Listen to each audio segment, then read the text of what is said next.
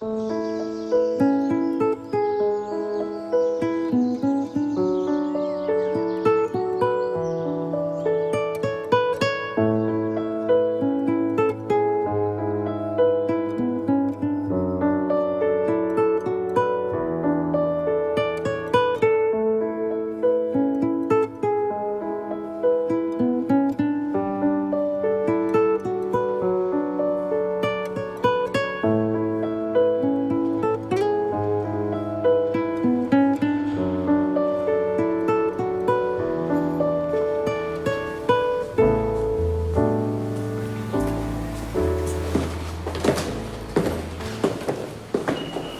er der en hel række inspirationsmateriale. Og der er både bådene, og der er Korsmos plancher.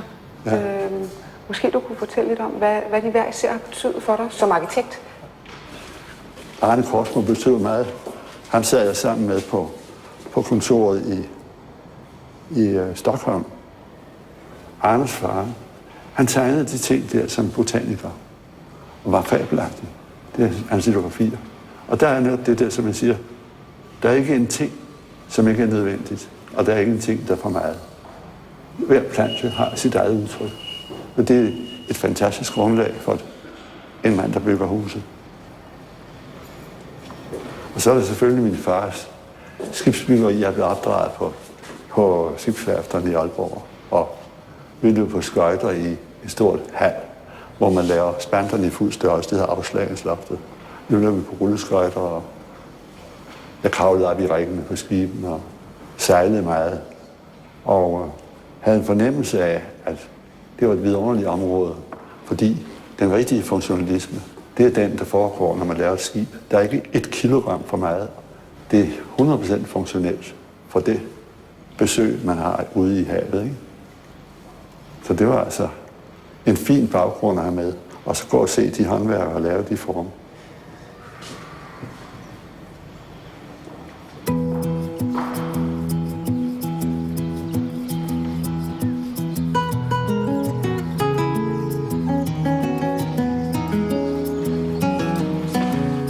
Det der hus der, det blev lavet i en periode, hvor vi blev besat af Amerika, og Frank Lloyd Wright hed han jo. Og så tog vi over og besøgte ham.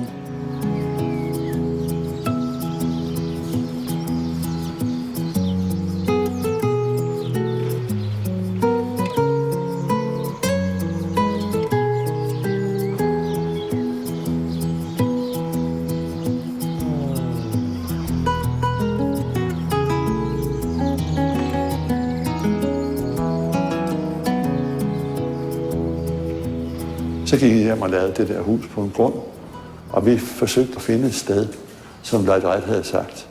Når du finder et sted, så kør 10 gange længere ud, så du er sikker på, at der ikke kommer nogen ved siden af.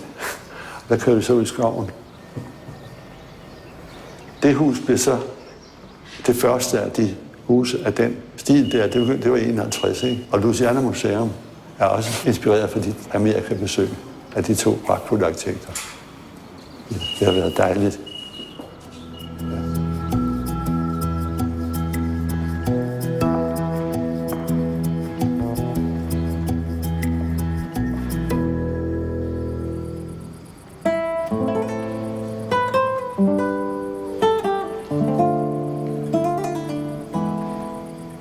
Jeg tænkte på, om ikke du kunne fortælle lidt om, hvad det ganske særligt er ved husets placering. Det var det, der opstod, når man havde en vej, som gik langs en kyst, som krøllede sig. Så lægger de fleste huset langs vejen, men så udnyttede det ikke de forskellige kig i forskellige retninger. Og du kan se her, der kan du se, hvordan forskellige huse, de ligesom fanger forskellige udsigter. Så man ser altså i alle retninger for det rum der. Og det gør, at man får et anlæg, som knytter sig meget stærkt til formen og til mulighederne. Og så kom de derind, for de kommer nemlig fra Afrika i store mængder på et bestemt tidspunkt. Det er vanvittigt flot at se, hvordan de smider sig ned på kanten. Så det blev altså ligesom billedet, det der, ikke?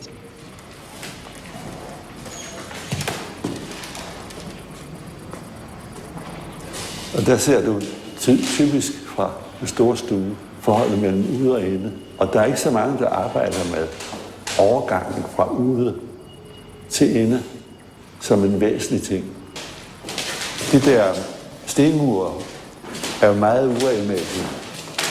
Så hvis man skal til at sætte en træliste ind her, så skal man have lister og sådan noget.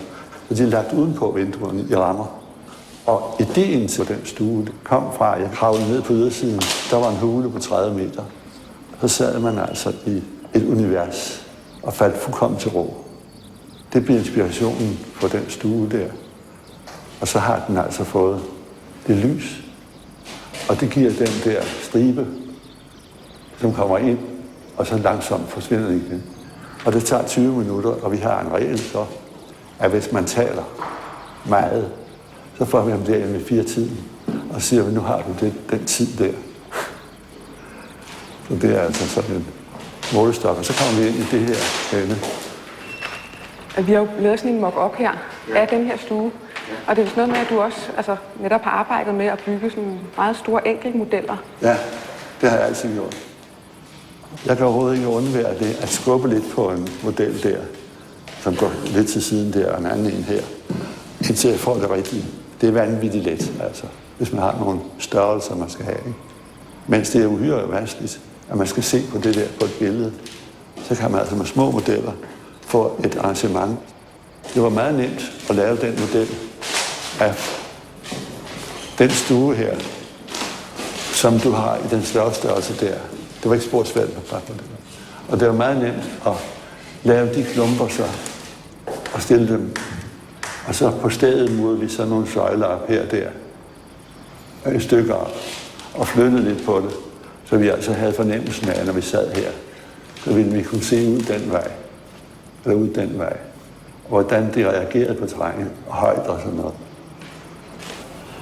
Her ligger altså materialerne til loftet.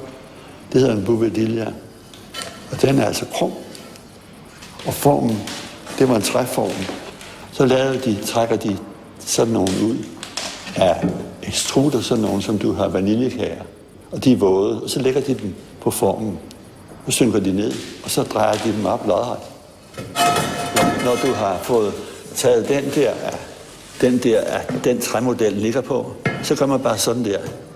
Og så flytter man den, og så kommer næste. Så står de og tørrer sådan der. Og det er en fantastisk smuk produktion. Så de kom så til at blive vores loft i begge husene. Og så ligger der en vandret ovenpå og en isolation imellem. Og der ligger sådan nogle bjælker, som også var standard. Så man lige kan lægge op. 2 mand kan lægge dem op.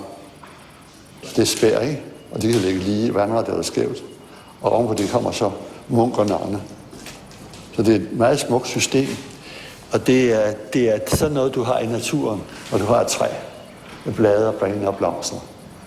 Det giver et hold i et hus, som er vidunderligt.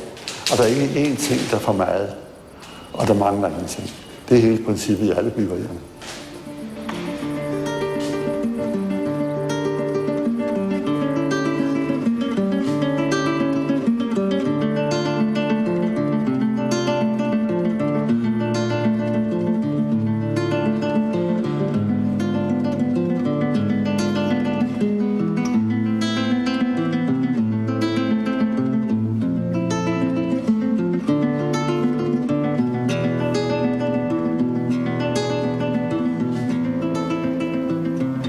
Men lad os gå ind og tale lidt om kirken her, og om hvordan du arbejder med lys.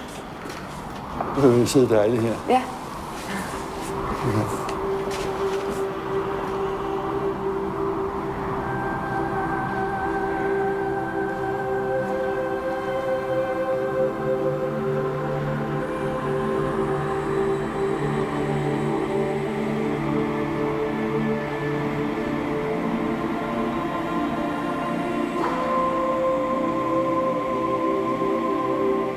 Tak for lyset, tak for livet, tak for alt, hvad du har givet.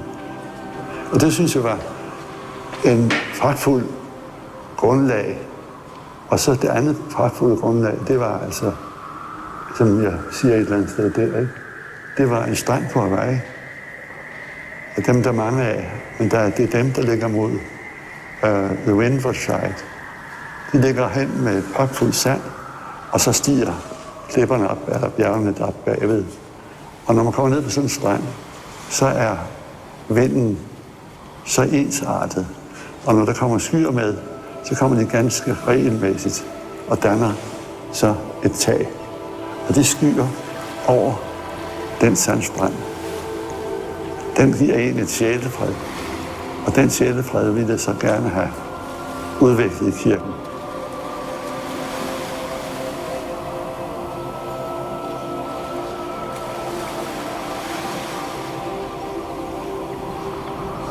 Det store billede der, det viser, at skyerne laves af nogle store betonbuer, som er ved cylinderskaller. Og der slippes lys ind imellem skallerne, som skyerne på stranden. Og det giver den sjælefred og ro. Og jeg har sammenlignet med papir. Papir er jo meget ædelt materiale, og skallerne der, de får deres styrke på samme måde, som hvis du folder et stykke papir. Hvis du tager et stykke papir som det, så er der noget slasket noget, sådan er jernbanen også. Men det øjeblik, du folder det, så bliver det stift. Og det er sådan nogle skaller, der sidder imellem de plader. Og de er kun 12 cm tykke.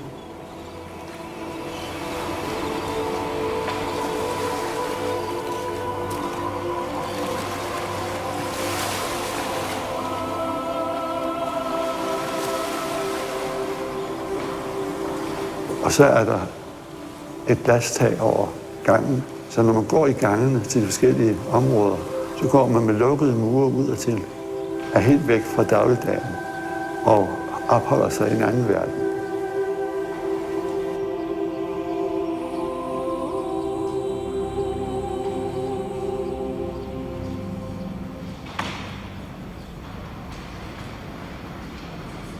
Der var overhovedet ikke nogen som helst kontakt på akademiet med Orienten.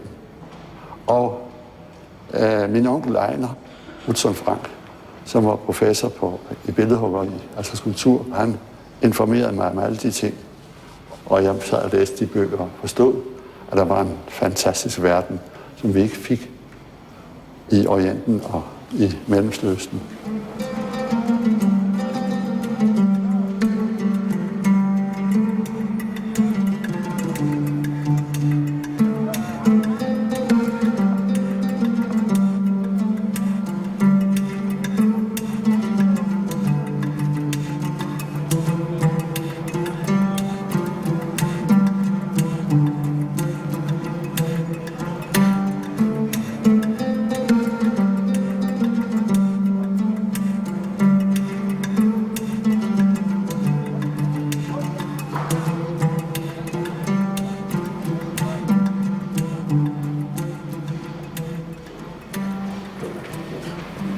Altså her i Persien er det jo meget stærkt lys.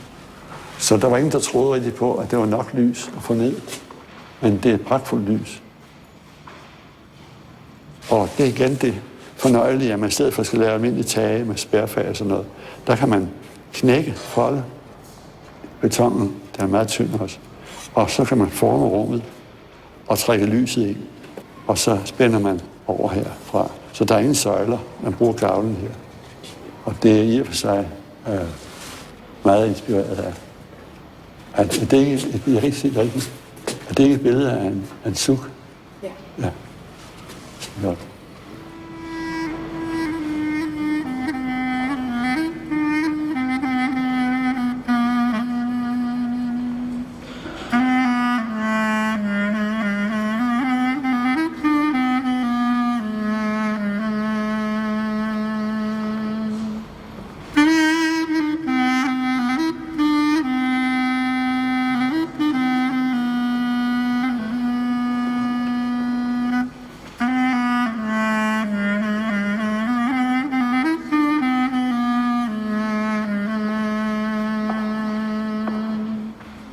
I Kuwait, der er fundet en byggemetode til de store spændvidder. Og der ser du så hele der er hvor vidunderligt det er, at man transporterer tingene hen, og man hægter dem sammen. Meget simpelt. Og får bygget et kæmpe byggeri.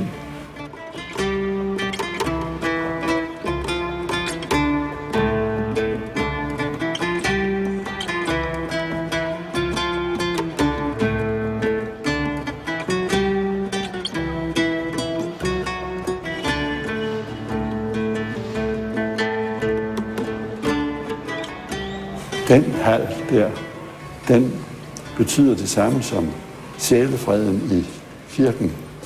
Speaker of the Parliament havde sagt, at vi vil ikke have den hal der, fordi det er noget overflødigt noget. Og så sagde jeg til ham, her i det land, hvor man ikke kan leve uden skyggen, så siger man, når en stor leder dør, så falder hans skygge væk. Og derfor er skyggen for mig blevet symbolet på jeres pragtfulde beskyttelse i det her hus. Og så stod han og kiggede lidt. Så tog jeg hans hånd. Man tager ikke arbejde i hænderne. Så jeg, tusind tak, sagde jeg så. Så slap jeg den, så faldt ned på siden. 14 dage efter, så fik jeg et brev. Vi lavede den. Så jeg blev lige berørt af den forskel mellem og min følelse for det, jeg stod og lavede, at det var noget helt andet. Så derfor fik vi lov at lave den der. Skal vi gå ned og se nærmere på et andet byggeri, du har lavet, nemlig forslag til Jordmuseet i Silkeborg? Ja, det kan vi godt.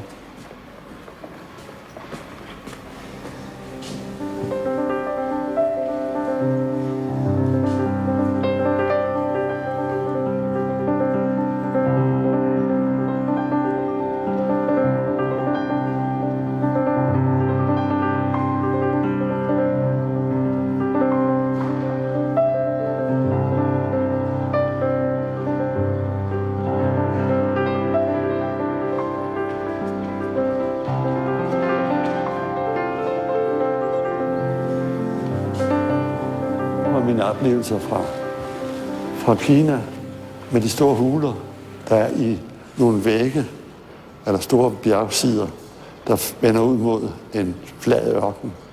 Der er de så hugget figurer op. Der er en Buddha, der har et hoved, der er 2 meter højt.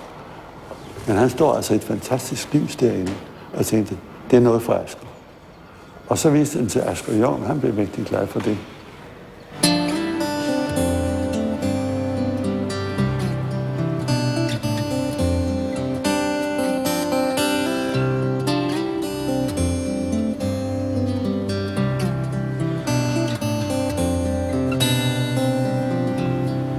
Der har et lys, som er fantastisk, og man går i de der mærkelige rum og møder altså væggene tæt og svæver over gulvet.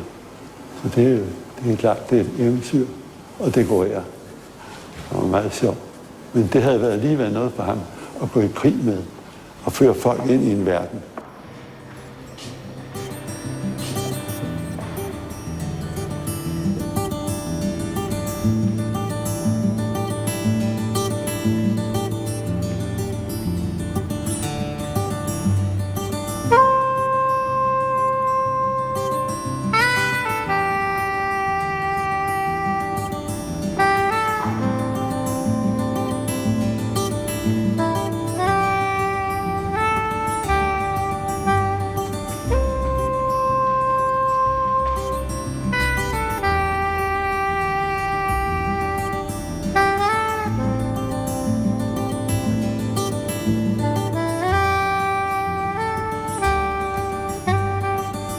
Det lange linje, det var jo uhyre simpelt.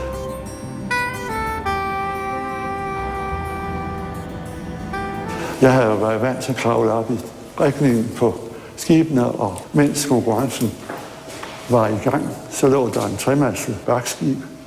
Og så gik jeg op i den og tænkte, den er helt i orden. Det er et tårn, vi skal have. Og så havde man altså et indgang for neden med køkken og udendørs for servering. Og så havde man en restaurant med en balkon, og så havde man yachtklubben, lokaler der, og en bar på toppen. Og den illustrerede på konkurrenceprojektet af et fotografi med en dame. Det tænkte jeg, det ville dommerkomiteen falde for, det billede der. Og sådan så det ud på øverste etage. Men det gjorde de altså. Jeg var lige ved på, jeg fik en 3. præmie. Jeg var lige ved at få første præmie, men de tog ikke rigtig tro på, at det kunne lade sig gøre.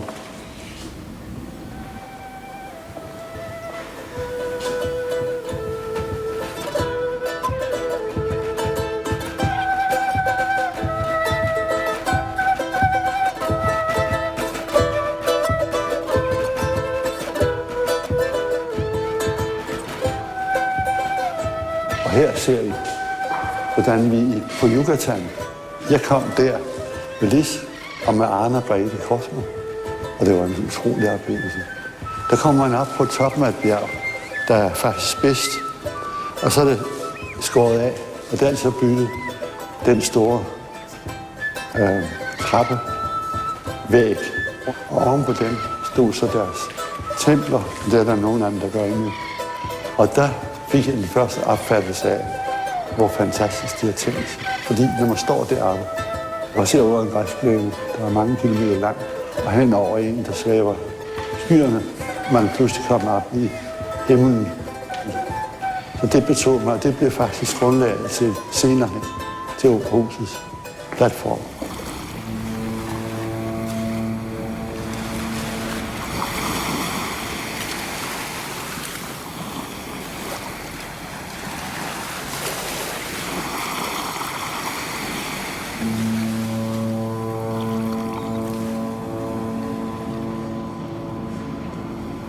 Her har vi den liggende på en halvø, og så har du altså vand alle vejen omkring og lange udsigter. Og så har du det, at her er der en færgehavn på alle færgerne, så det er en ting, man sejler omkring. Det vil sige, at den har også den skulpturelle virkning. I stedet for en firkantet kasse, så laver den en kolossal spil imellem de der to komplekser, som står. Her er det platformen der med trapperne, 100 meter bred trappe, følger mulighederne i halvøen. Man går op ad trapperne og frigør sig fra sit dagligliv og går sammen med en masse mennesker, som man skal opleve noget sammen med. Og så kommer man ind i pausen, der kommer man ud op på ydersiden og ser på hele havnen.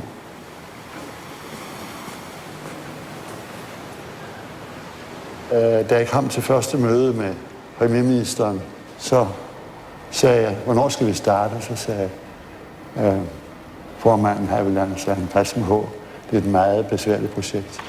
Og det er ikke sikkert, at det bliver gennemført, men vi prøver på det. Han var meget positiv. Og så sagde han til mig, hvis der er noget, du kommer i ballade med, hvis der er nogle problemer for dig, så kom til mig. Så sagde jeg, jeg behøver ikke komme til dig, jeg er hos dig.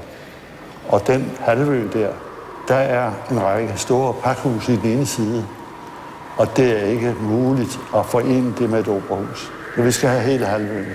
Så tog han telefonen og snakkede med havnedirektøren sandsynligvis, og meget kraftig samtale, så sagde han, Jørgen, du har hele halvøen. Så gik jeg tilbage til frokost med komiteen, og så fortalte jeg det, så stod formanden hænderne sammen og sagde, du får din kontrakt i morgen.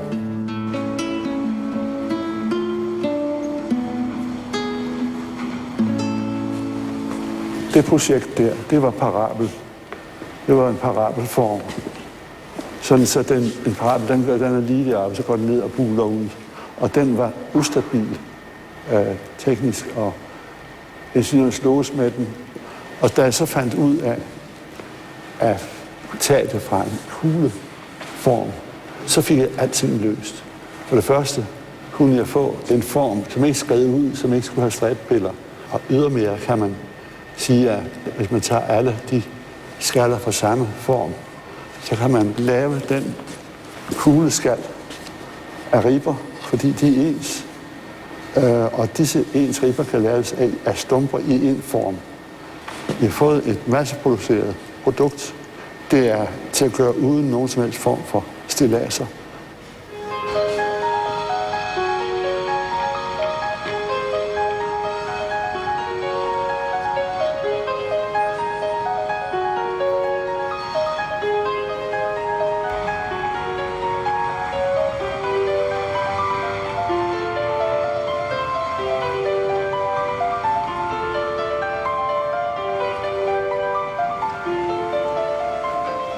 fliserne der skulle jeg så finde ud af, hvordan de fliser skulle lægges på. Og det var ret svært indtil, at jeg kom op til Høgernes, hvor de lavede de fliser, som altså er holdbare og af pragtfuld kvalitet.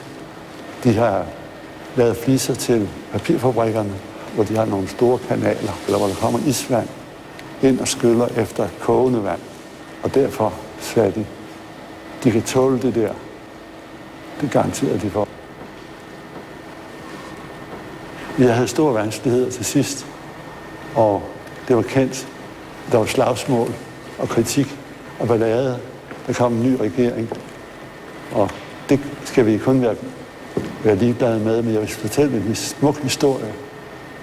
Der var en dame, som skrev til mig, at hun havde taget færgen omkring det halvfærdige byggeri, og hun var på vej til at styrte sig af havet, for hun havde en stor ulykke i sin familie, så hun kunne ikke tåle at leve længere. Da hun så kom til at kigge, så hun spejlbilledet dernede, og så sagde hun, når han kan klare det, så kan jeg også. Det fik jeg sådan et pænt brev fra hende.